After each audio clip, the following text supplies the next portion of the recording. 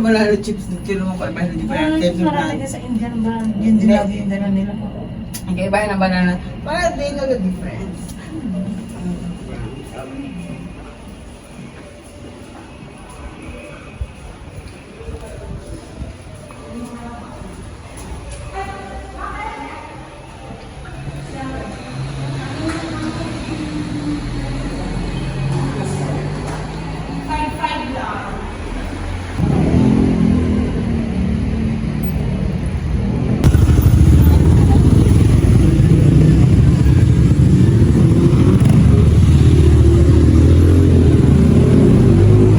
So yun guys, at nandito na ako sa Session Road.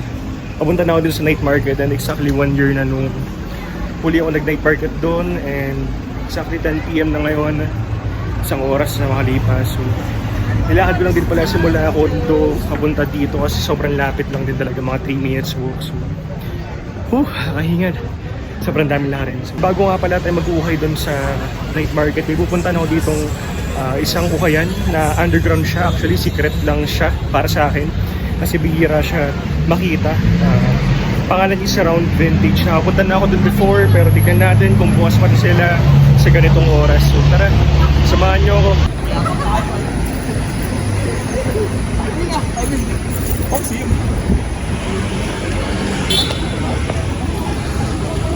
So here's the vintage shop. One Round Vintage. So, pagka-underground yan. Bitch, I got that Tommy, pill him off the block. Boy, you taking bus rides to my show. I just pulled up in a Beamer, bitch, I'm about to let it go. Got this Tommy in the trunk, boy, I'm about to let it blow. When I J-Lo Keys, what up? Bust a nut, bust a nut. The Empire. Bitch, lala, boy. If you don't hear their drops, then this is not a true exclusive. Bust a nut.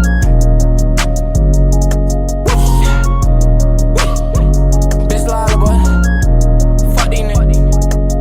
Yo, money shit. Yo, bitch, I'm bust a nut. Bust a nut, bust a nut, bust a nut, bust a nut, bust a nut, bust a nut, bust a nut, bust a nut. Guys, ibabaskay natin to Ferrari. Okay, para sa'yo.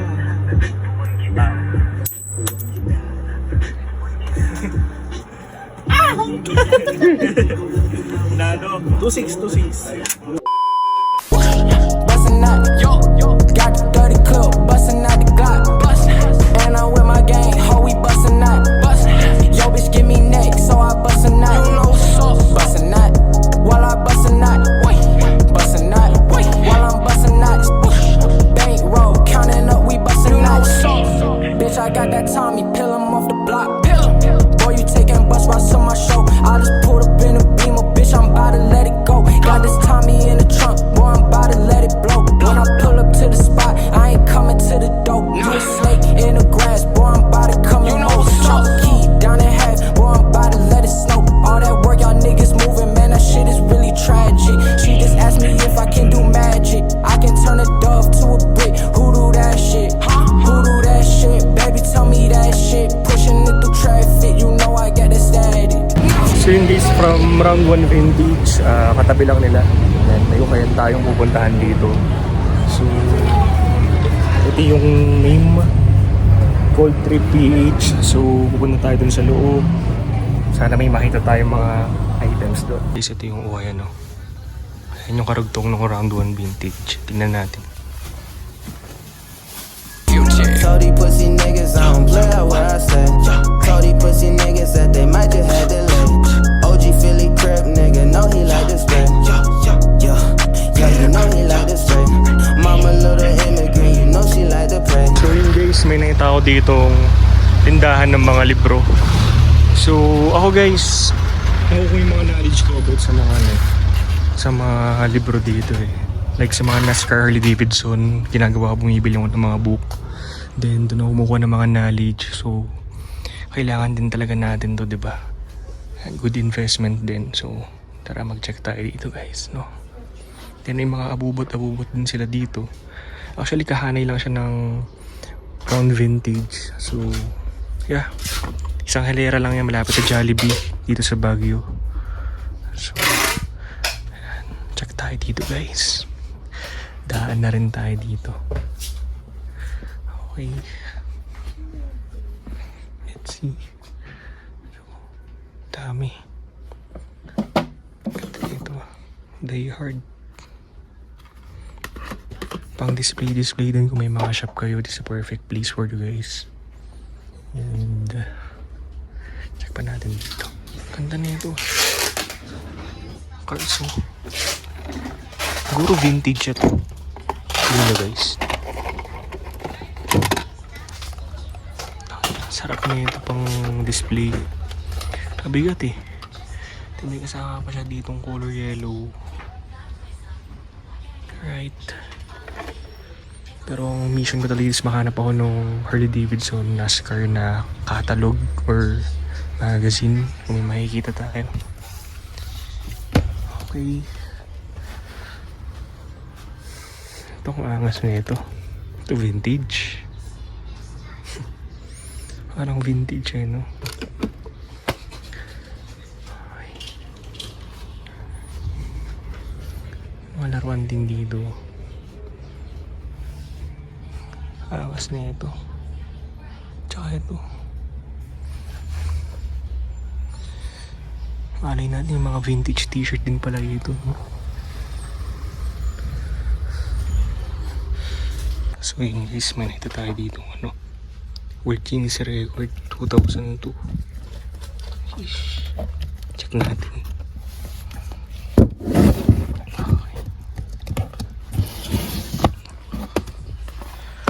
Wow.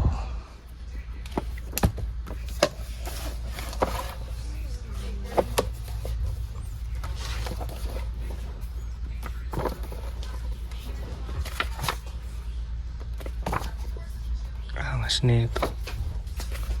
Sheesh. About games.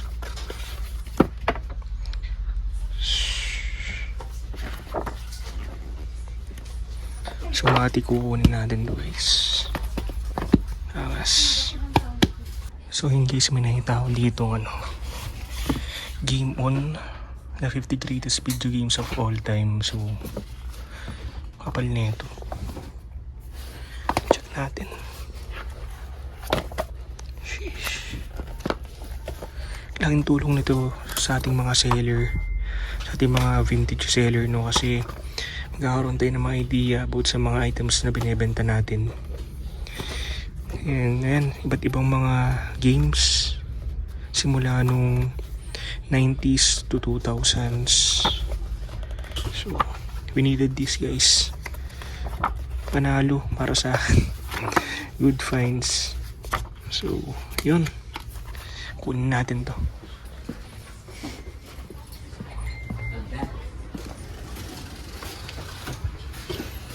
Magkano po dito? 380. May discount po? Yes, 30%. Oh. So i-discount na rin natin. Sige po, kunin ko na po yung dalawa.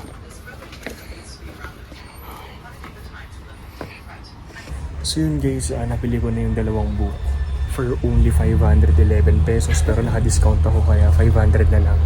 So pumapatak 250 each, diba? So para saan sulit yun, na kung tayo mga seller kailangan natin ng knowledge, diba? So yun, parang nag-uukay ka na rin, diba? Inuukay mo yung knowledge na matututunan mo. So para sa akin, panalo. So yun, tumuloy na tayo sa Skyworld guys. Napakpakan na. Let's go!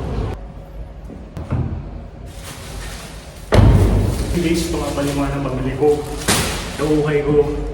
Grabe, sobrang nakapagod kasi dahil ba nagastos? Siyempre, nakakapagod yung gastos. And nakakapagod kasi lakad na ako ng lakad.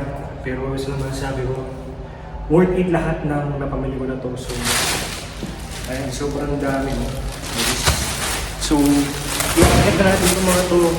Tara, pakita ko sa inyo yung mga items. Let's go!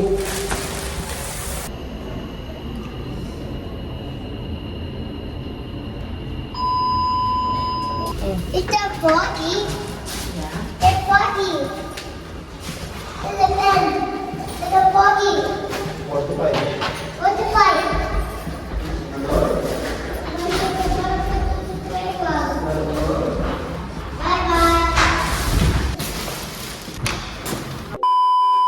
we're back guys, papakita ko lang sa inyo mga items na pamili natin. Let's go! So for the day 1, sobrang dami kong nabili. Si ONC. Pumutok na tong lagayan na sobrang dami. So, 3 seller tong nabilan ko sa first day. And alam nyo ba yung 3 store na yun is sa isang hanay lang sila. So, unahin na muna natin itong mga nabili ko sa bookstore. So, we got here is this Game On from Pong to Oblivion, the 50 greatest video games of all time, no? Ayan, Game On sa gilid, then may nakasulat dito, video games bigger than Hollywood, better than television. So, ito yung 50 greatest video games of all time by Simon Byron, Stakeran, David McCarthy. Check natin to, Game On. Actually, nung una, nagandahan lang talaga ako sa pinaka-color niya. Hindi ko alam na more on games to, pero chinek ko, boom, guys. Look at this piece of art, guys, no? If you are over 35, chances are your view games as at best an occasional distraction. So, ayan, no? From 50 to number 1. So, check natin to mga to. Pakita ko lang sa inyo yung mga ibang highlight ng book na to. So, iba't ibang games. Hindi ako familiar sa ibang games dito, pero madami ka matututunan eh. Lalo na kung vintage seller ka and more on games yung mga binebenta mo. Then, meron din tayo ditong Grand Theft Auto 3. So, GTA, napaka-nostalgic neto. Then, ayun yung paano ginawa yung laro na yan and bakit ba napakaganda ng GTA, diba? So, nilalagay nila yan dyan. Next, meron tayong nakita dito na Guitar Hero. So, ito nakikita ko to before sa Time Zone. Ayan, sa mga Wonder Park.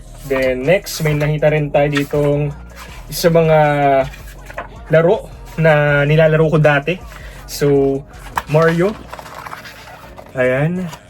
Alam naman natin guys, siguro lahat naman ng tao na paglaro na ito, halos lahat. Pwede siyang pambata, pwede siyang pang matanda eh. Actually lahat naman laro, no? Naniniwala rin ako sa kasabihan na tumandaman tayo pero yung inner child natin is hindi pa rin mapalitan yan. Okay, so ayan, sobrang daming laro na ito. Ayan, di ba di ako familiar pero we'll check this one. Nagawan ko to ng reels and ayun, check natin isang book. Next we got here is this one. Ito guys, familiar na ako dito. Noong bata ako, may nakita ko ganito sa bookstore sa amin dito sa Bataan. Then, ayan, familiar ako sa pinaka-graphics niya. No, once ganyan talaga yan, alam mo ng Guinness World Records yan eh. So, here is the back. Napaka-nostalgic, no? At the same time, hindi ko nabili yun kasi nung bata tayo talagang, ano, diba, di natin nga ibilin yung mga ganitong book. Well, ngayon nabibilin natin. So, alam niyo siguro ang Guinness World Records yung mga nire-record nila yung mga pinakamalakas kumain, ganyan, pinakamabilis tumakbo, and iba't ibang record sa buong mundo guys, no? Just like this one, mga president, best president, ganyan. Then, may mga toy collections din dyan guys. Ang dami ka matututunan. Then, all about computers, meron din sila dyan. Then, about cars, meron din sila. About racing. And actually, NASCAR meron din sila. Para nabasa ko siya dito nung nakaraan. So, check natin. And sports. Ito, NASCAR guys, no? Ayan, yung mga talagang gumawa ng record ayan, sa buong mundo. So, si Dale Earnhardt, Michael Schumacher, ayan, Formula 1. So, ayan, para sa akin, kung nag-vintage kayo, try nyo maghanap ng ganitong book. Kasi sobrang dami nyo matututunan talaga. Well, alam ko pwede na mag-search ngayon sa panahon ngayon, no? Pero iba pa rin talaga yung nostalgic feeling na tinatawag, no? About sa mga ganito. And next one, ito na yung mga napamili nating mga items like t-shirts, jackets, and pants. So first, we got here is this Tobey Maguire Spider-Man. Look at the graphics, guys. And here is the backit. May Spider-Man dyan sa baba. Then, here is the tag, official Spider-Man merchandise. Size XL. So, ako talaga, ito yung Spider-Man na naabutan ko and napaka-nostalgic niya. Then, no issue, no? And guys, sabihin ko kayo ng konting knowledge about this one, guys. Or, what do you call this, idea, no? Alam nyo ba guys, yung seller na pinagbilan ko nito sa One Round Vintage, sabili niya pa to sa Apari. So, sobrang layo nun, di ba mga paps? And guys, nakita niya lang daw yun sa isang ukayan. Actually, ukay-ukay talaga siya. Then, yun, binili niya, no? Grabe. Talaga nakakatuwa lang din, no? Nalaman natin iba't ibang story ng mga seller. So, para sa akin, hindi na yung polo yung binibili mo dito eh. Binibili mo dito is yung memories, di ba? Kumbaga nostalgic para sa isang item. Tulad ko, ayan, napanood ko to dati nung bata ako. So, binili ko to dahil nga sa memories na yun. So, yun, baka i-display ko nga ito eh. Pero tignan natin kung ibebenta natin to soon. Next, may nakuha rin tayong Nike na long sleeve. So, here it is. Ayan, hindi ako familiar sa Nike na to.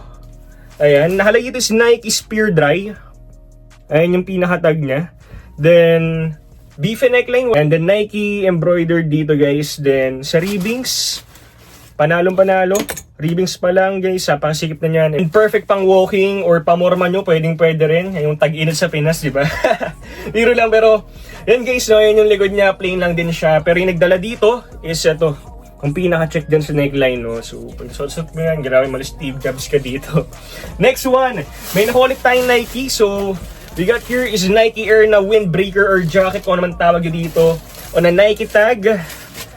Alright, size medium, pero for sure, ang laki nito. Pasok to sa large to XL as well. Then here is the bucket guys. Ito yung pinaka nagustuhan ko sa piece na to.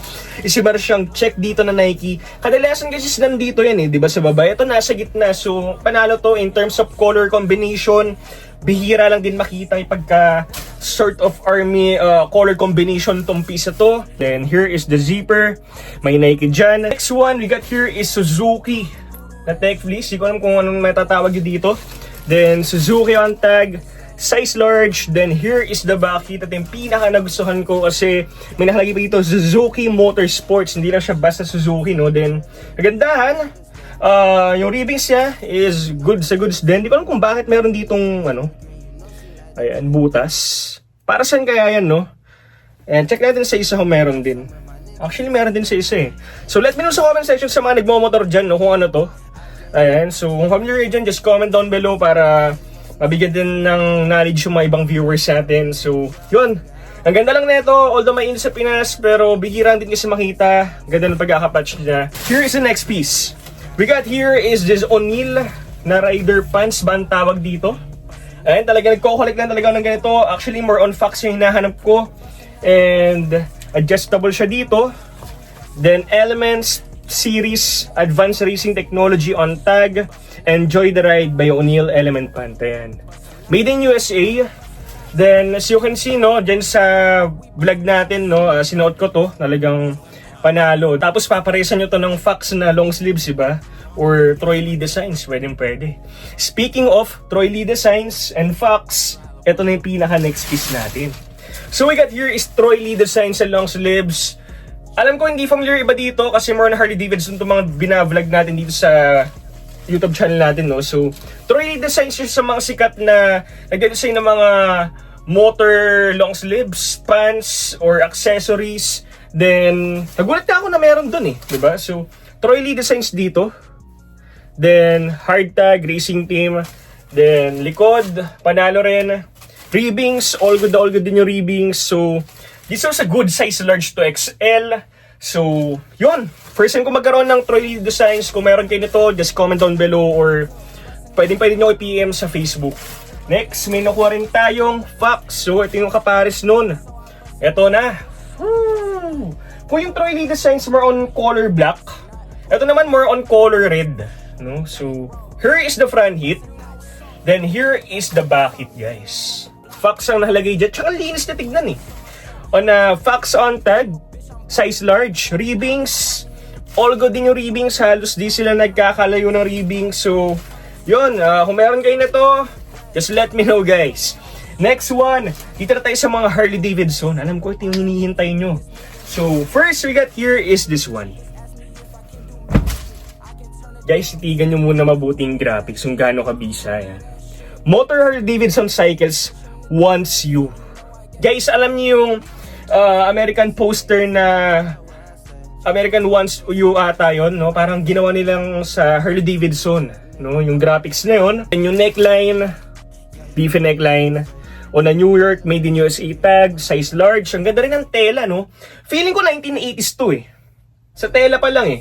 Then single stitch on sleeves at saka sa hem, although wala siyang likod, panalo pa rin yung harap, di ba? Then ako na-appreciate ko tong piece na to. So wala man siyang motor, wala man siyang logo ng Harley Davidson, pero still, ang ganda ng graphics, pagka-horror siya na may pagka 3D emblem. So yun, bebenta natin to. Pahala na kayo. Next one, may nakuha rin tayong another Harley Davidson na tie-dye. Madami yung Harley Davidson na tie-dye. Actually, sa live natin, makikita nyo naman yan. So, naganda lang talaga ako kasi may flames sa dyan. Then, yung pagkaka-tie-dye niya, panalo.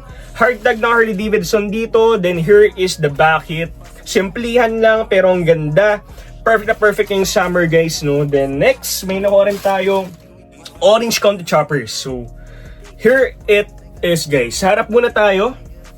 Ayan, once sabay tayong logo na yan, Orange Country Choppers yan. Actually, letter O, letter C ulit, no? So, yun. Orange Country Choppers ang meaning yan. Jerseys on tag, size XL. Ang ganda ng neckline nito, beefy neckline. Then, here is the back hit. Madaming magtatanong, wala namang motor, anong kinaganda niyan? Guys, Orange County Choppers na may pagka Excalibur na sword. Noon, grabe, ako guys, appreciate ko to. Simple ang pormahan lang tayo. Isipin, nakatalikod kayo. No, paparesan nyo lang ng cup. Baka PSG ko to, bahala na. Next one, ito nga pala yung napanalunan natin sa Toscoin, guys. Look at this one. Ferrari jacket. Okay, then here is the back. Woo! Michael Schumacher again. Ribbings. Wala nang masabi sa ribbings. On a Ferrari tag. Official. By Niceman yan. And this one's dated ng 1996. Good size, large. And ganda.